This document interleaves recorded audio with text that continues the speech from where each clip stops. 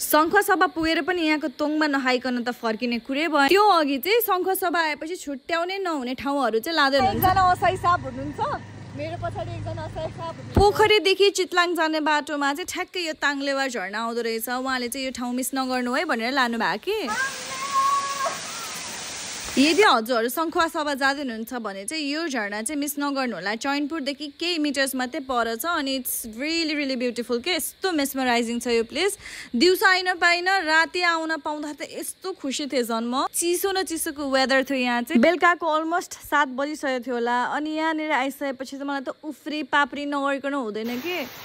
मलाई ल्याइदिने असहाय साहब हुनुहुन्छ। ताङलेवा झरना जिन्दाबाद भन्न सिकिसक्नु भयो आएर। यहाँ सकेर चाहिँ हामी अब चितलाङ जाँदैछौँ। पूर्वमा पनि धेरैवटा चितलाङ छ नि, हजुरहरूलाई थाहै छ होला। चितलाङ बसेर चाहिँ हामी एक कप चिया खायौँ किनभने इट वाज सो कोल्ड। चितलाङको चिया, चितलाङमा मिठो रातो चिया खाएर हामी फर्क्यौँ पोखरीतर्फ। आइपुग्यो हामी पोखरी। एउटा घरमा चाहिँ हाम्रो पोखरीको असै हिसाबले लानु भएको थियो क्या। राडी बनाउने ठाउँ रहेछ। मलाई पनि बनाएर पठाइदिनु न बरु।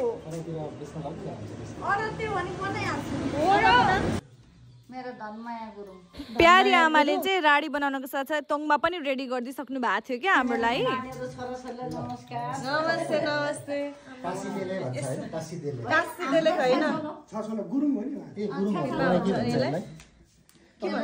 होइन भाँडालाई चाहिँ जार होइन, जार भन्छ होइन यसलाई।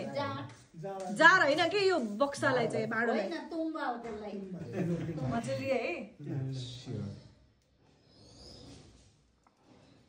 मिठो रहेछ।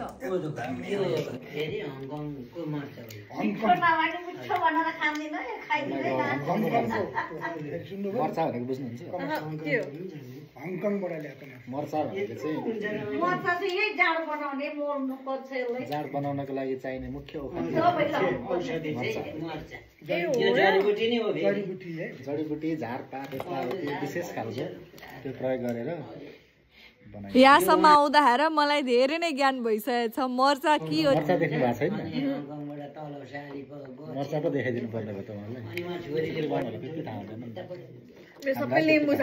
यो लिम्बू साथी भएर पनि तोङमाको बारेमा जानकारी नपाउँदाखेरि चाहिँ काम लागेन है। लाग्यो अब।